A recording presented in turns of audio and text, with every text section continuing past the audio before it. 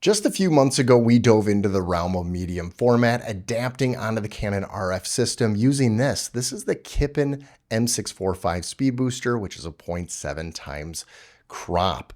What that means is you are now getting that medium format look on your full frame 35mm sensor. It is awesome. So for example, this is an 80mm lens, so you're getting the compression of an 80mm lens, but 0.7 times, so the field of view is more like a 56mm. It is awesome. It gives a unique, awesome look, and you don't have to buy a medium format camera to do this. In response to that video, Canon was so gracious to send out the pro version of that adapter. So today we're going to be comparing these two next to each other. This one does have a locking mechanism, but it may not be the best option for you financially, and this one may still fit that need. And if you want to be reacquainted to what that Mamiya 645 looks like on the Canon R5 Mark II, well, check out this footage. 'Cause you know I really tried to put my feelings to the side, drifted away into the tide, but now it's baby bye bye, bye. I know, let go, let it go. I know, let go, let it go. All these people in this crowd think they're all missing out. I guess they used to be me, but now I just wanna leave. I just wanna leave. 'Cause you know I really tried to put my feelings to the side, drifted away into the tide, but now it's baby bye bye. I know. Don't judge my dog. What she has with the Grinch doll is real. That's love. And what I have with Canon is also love. So don't judge me, okay? Yes, I love Canon, and I love the Mamiya lenses. And to adapt these onto a Canon RF full frame is amazing. And if you can do it, I would highly recommend it. It is a new hobbyist realm that I've never dabbled into before. I've always wanted to shoot in medium format, and now over the last few months, I have been able to do that, to get that look. Now, there are things that you're not getting with a true medium format sensor, the dynamic range, the low light, stuff like that. But if you are looking for the look, well, she's got the look. And she goes, na, na, na, na, na, na, na, na, na, na. We're going to do a close-up right now, and I'm going to show you the distinctions between the two adapters. And then we're going to go out into the field, and we're going to compare the 45mm 2.8 Mamiya with the 80mm 2.8 Mamiya. And then I'm going to throw in a special lens that I just got in the last month, and that would be the 50mm VCM 1.4 RF lens by Canon. It is an amazing lens, but why am I throwing it in there? Well, it is 1.4. I'm going to set it at 2.8 when I do the comparison, but then go to 1.4 to show you the depth of field that you can get, or the shallow depth of field that is. But the 50 compression-wise is closer to the 45, but the framing is closer to the 80mm. So I'm going to show you that comparison. But first, let's get over here and check that out. First off, again, I want to thank Canon for sending me this one out. This one I purchased, and this is the non-pro version. I'm going to go over what the difference of that is. And so this is the Canon M645, which is the Mamiya 645 mount system for medium format, to the EOS R system, the RF mount, and it is a 0.7 times. So is this one whoa, I just hit those. I just made some love with those. And they are a 0.7 times crop, which is giving you an awesome focal reducer that mimics the M645 mount, that medium format look where the compression of the millimeters is there, yet the field of view is wider. It is even wider than what you would get on a Fuji medium format. So you are bringing this onto a full frame 35mm sensor like the Canon RF. You could do this on Sony as well, and there's other mounts, I believe Nikon. And you are now turning those into medium format looks. all manual, so obviously you have to work a little bit. Here is the mount for the RF, and this is where your lens goes on. So here is the 80 millimeter, and by the way, medium format lenses aren't that big. They are pretty small. So this is a 2.8 80 millimeter. So this is how you mount it in. You put it right in there, and then you just twist. There you go. You just twist, and it does not lock into place. I would love to say that it locks into place. By the way, this is the manual and automatic option, which you don't have electronic connection to these, so you can't do that. When you put on the 45 millimeter to get focus, it is a lot of work. So let's put that on real quick. So here is the 45 millimeter. We will put it on there and then we'll twist it on. So it is on. And here is where you pull focus. I am pulling focus and it twists off because it is a very, very dampened hard focus, which is not bad. It's very precise. As you can see all the markings right there. That's not a bad thing. But because this does not lock, you could even see it moving on there, and there, it just came off. And so when it comes to the 85 millimeter, it stays on pretty good. But this 45, which is a very good lens, and I highly recommend it if you're going in the medium format realm, is going to slide off really easy. And then you're going to have to be careful. You're going to have to hold it, make sure it's there. So here's the big difference. So here's the Pro version. And look at the difference already just looking at that. The circumference of the Pro is just so much wider. Why is it wider? Well, there's a locking mechanism right on there. Otherwise, the optics are exactly the same. You're getting the same visual. Nothing's getting affected there. So I can't twist this cover off. The lock is right here. So the lock goes here. So open left, lefty-loosey, righty-tighty, and it just comes off your lens, and it doesn't twist on. That is not how it works. So it does not twist on at all. So it just stays right in place, and then you tighten it with this. So now it is tight. This is the tightening mechanism, and this thing's not going anywhere. So as I do this and just cranking on the focus ring, it is not moving at all. And so this is not going anywhere. That is the big difference between the two, is this gets a locking mechanism. This doesn't. Now, what's really interesting is this actually does lock into place, this cover on this one. And here is the release lever right there. So it really does boggle my mind while this can lock this. Yep. You can't lock the lens with that. It just stays right there. I'm going to show you the difference between the 80 millimeter and the 45 millimeter. Both of these are exactly the same in optics, so this isn't going to make a difference. Obviously, this one is going to be more secure. And at the end of the video, I'm going to tell you if you should purchase this one or if you'll be okay with this one by saving a few dollars. And that will honestly depend on you. But I do want to compare what the compression of this looks like compared to an RF lens. So we are bringing the 50 1.4 VCM. So I'm going to be matching it at 2.8, the 50 millimeter, which will be closer to the 45 millimeter when it comes to compression, but in field of view land, it'll be closer to the 80 millimeter because the 80 becomes about a 56 millimeter, 57 millimeter, somewhere in there, to a full frame field of view, but the compression of an 80. If you are confused on what I just said, there is another video out there introducing the medium format lenses, and that one explains in more detail how the medium format works and how these adapters actually make that look happen. But I thought it would be fun to put this on and compare it as well. Now, before we go outside, I wanted to talk about these. These gloves are amazing. I purchased them at Camera Corner Connecting Point, and they are specifically for people like us, camera enthusiasts,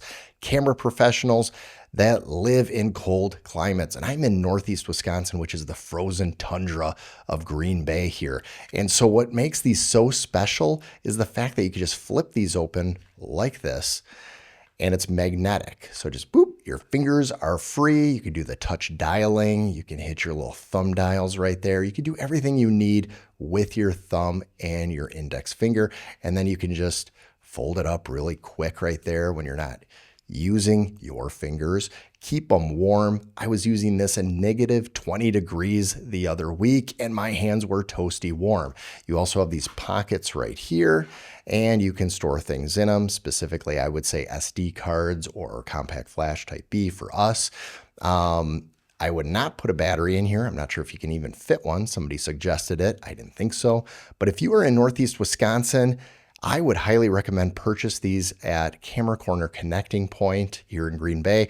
Otherwise, I'm going to leave a link below for Amazon. They're about $50. Sometimes you can get them a little less, but they are well worth the $50. The fact that you could just do that, anything you need, it's just really quick. Your hands stay so toasty and warm. It is awesome and appreciated.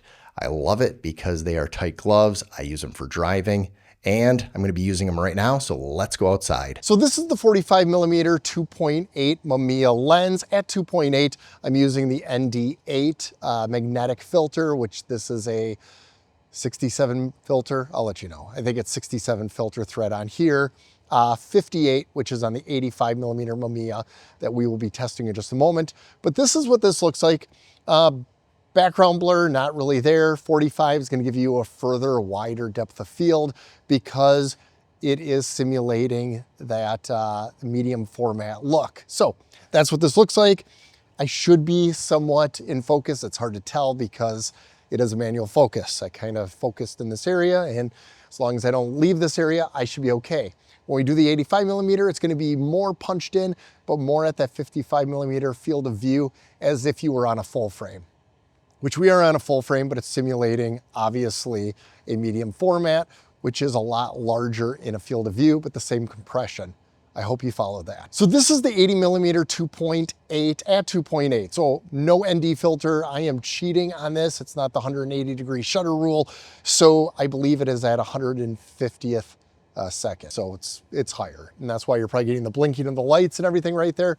But this will give you an idea of the depth of field of the 80 and the compression of the 80. So the depth of field is going to be closer to the 50, which we're going to put the RF 51.4 autofocus on. That's the benefit you're getting from going to obviously native RF lenses. You're getting autofocus. Adapting this, you get a nice cinematic look with the Mamiya. But again, you have to do it all in manual focus. But when you're doing photography and video this way, you're getting unique looks. So again, this is the 80. This is what it looks like. Let's compare it to the 50 1.4, which is going to give you a beautiful dreamy look at 1.4. And then I will bring it to 2.8. We'll compare it with that as well. This is the 50 1.4 at 2.8 to make it fair starting out, but we'll bring it down to 1.4 and open up that aperture completely. But this is the comparison. So compare this next to the 80mm Mamiya and compare this next to the 45, because obviously this is a 50, it's closer to a 45, but the 45 is gonna be wider because of what is offered with that medium format look. So clouds are coming in, things are changing a little bit, but that's what this looks like. And obviously with the 1.4 50, you do get tracking, where you don't get that with those Mamiya, but the look is completely different. How does it look at 2.8? Now, the benefit of this, yes, it's getting dark. I'm gonna up the ISO. I'm gonna show you what 1.4 looks like. Okay, so we are at 1.4 right now, and the nice thing about this 50 1.4 is the VCM is more for cinematic shots, also photography, but you can actually do the unclicked aperture, and that's how easy it was for me. I just kind of reached over and then just opened it wide open to the 1.4. But this is what 1.4 looks like on a full frame compared to the Mamiya that gives that medium format look from the 45 and the 80. So is it more shallow depth of field at 1.4, or is it very similar to what you're getting from the 80? I don't know. You tell me. I will know better when I edit this. But obviously this is what it looks like kind of coming in. You at least have tracking when it comes to these, but the shot is not going to be as wide as you get from, say, you know, the 45, obviously. The 80, it's going to be closer to this field of view, but the compression of the 80 is going to be a lot tighter. That makes sense to you? Let me know what look you like the most. Obviously, this is a very clinical, beautiful shot. and I would say the Mamiya is more of a vintage, artsy looking shot, but both of them are awesome in their own right. If you are new to this channel, you know that I am not scientific. I am Jared-tific. And yes, I am a flawed person. I'm just doing real life scenarios, and I know the white balance and the focus wasn't perfect. The white balance was set to daylight, but it did change obviously as the sun was going behind clouds, and so that's not going to be perfect. The point was to show the depth of field and the framing of everything with that. So you can know the compression and the field of view and the depth of field all together, looking at the 80, the 45, and the 51.4 at 2.8. So that should give you a better idea for that. And if you want me to do more tests, if you want me to do more footage in real life, I know somebody wants me to do headshots. I'm not a headshot guy, but I am willing to give it a shot, a headshot for you. And I think the 80 millimeter would be the best one to do that at. And maybe I can compare it to the 51.4. because the distance of shooting would be similar, but the compression will not be. You'd have better compression at that 80 millimeter than you would at the 50. So maybe that is another video. If that's something you want, please leave a comment below. And obviously these aren't the cheapest adapters in the world, because this one is $500, this one is $900, but for the look you are getting, it is well worth it. So which one is best for you? Well, I would say if you can afford it, buy nice or buy twice. The Pro version will lock it in place, and you don't have to worry about losing or dropping your Mamiya lenses and breaking them and then having to find them all over again on keh.com with my affiliate link, right? But if you are a careful person, you could save $400 and just get this version. The optics are the same. And another reason why these are probably really expensive is nobody else is making them. They have a patent on them. They are amazing. But until we get competition out there, well, that's what we get. Canon could make an autofocus version of this. They can build into lenses with that focal reducer and give it electronic connection with their own lenses to give that medium format look. And they can call it a different series. It could be the Canon medium format knockoff look. I don't know what they want to call it, but they could do that. And you can have autofocus. So there is a new realm without having to create a medium format body and then create brand new lenses. You could just create lenses that have those focal reducers built into them and then have electronic connection where you can do autofocus and IBIS and things like that. It's totally doable. I'm not an engineer. If you are looking for the Kippen Speed Booster, well, I left links below, and I also left it for KEH where you can find these Mamiya lenses. And also there is a huge discount going on with KNF Concept. That is the ND filters that I use. These are magnetic. They're amazing. This is the 67 millimeter thread for the 45 millimeter that I use it on. Also use it on my 51.4. And it is nice to have these dedicated NDs that I could just take off. And again, there is a 15% discount for anybody that uses the code name Jared. It's complex, I know, but you're getting it from me, Jared. Yes, hit the link, type in Jared, and you'll get 15% off. Thanks for sticking around this long, and don't forget to hit that like button. And if you haven't already, please subscribe, and I'll see you in the next video. And if you didn't watch part 1 of this whole series, then right there, that's part 1. Medium format, a lot of footage. It'll get you excited to get into the medium format realm with the Canon RF system and these Kippen adapters. And again, link below.